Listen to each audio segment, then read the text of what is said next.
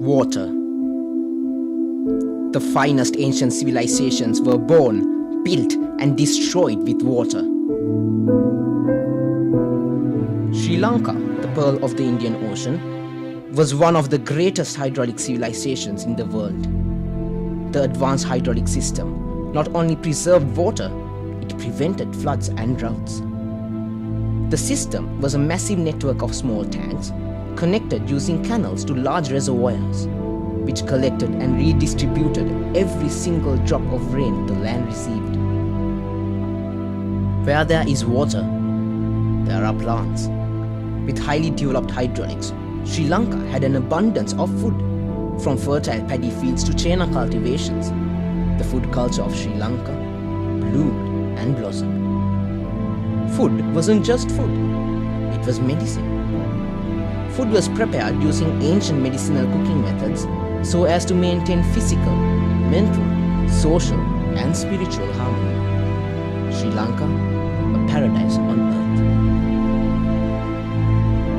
But today, pollution, destruction, and death, flooding due to thundering rain, burning droughts destroying the dry zone. We have enough water. The wet zone is flooded while the dry zone doesn't have a single drop of water. We have enough food.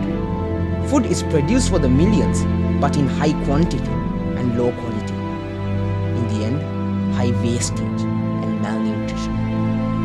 Is Sri Lanka the lost paradise on earth? The past decides the present. We decide the future.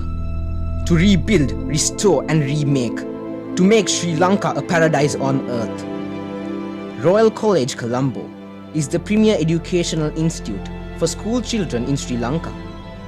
As Royal College is the ideal for all Sri Lankans, we have taken up the challenge to inspire and empower the whole country. Through a thorough analysis of the problem and the call to action submitted in 2016, we from Royal College have identified two major problems: the quality of food and water and the management of food and water. These problems have two major causes: attitudes of the people and the availability of food. Royal College implemented two separate projects to combat these causes. Cause 1. Attitudes. Children in the present do not eat for nutrition, but rather for taste. Result: they grow taller, horizontally. Step 1. Agility program. By conducting physical camps for primary students during school hours, their specific physical abilities were identified. Step 2. Recommending sports. By considering their abilities, they were allocated into sports, which resulted in all the students participating in a sport. Step 3. Nutritional awareness.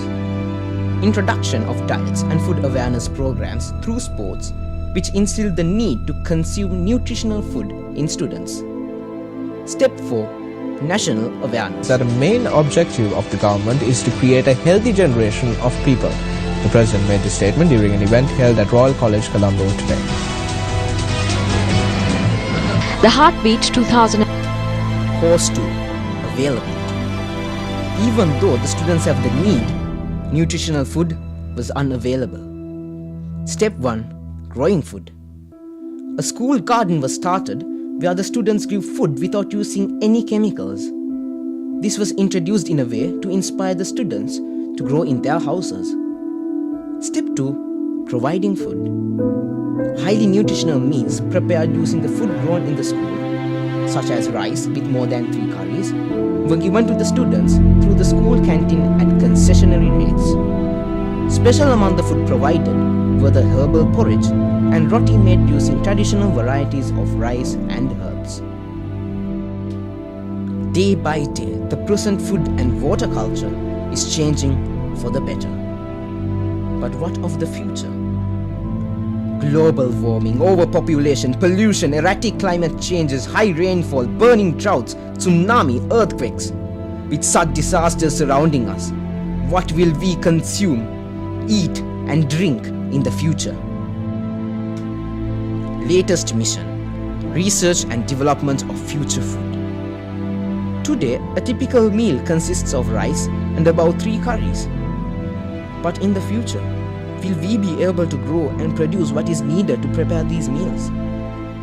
Sri Lanka is a tiny island with a total land mass of 65,610 square kilometers. Due to overpopulation, sea level rising, and pollution, the amount of cultivatable land will be reduced significantly. In the future, Sri Lanka will not have enough land to grow food for its people. Without land, Sri Lanka will starve. What is the solution? Where will we cultivate? In the sea. Solution: cultivate the oceans. Sri Lanka is surrounded by the Indian Ocean, an untapped gold mine, highly nutritional seaweed, fish, crustaceans, enough to feed the whole world.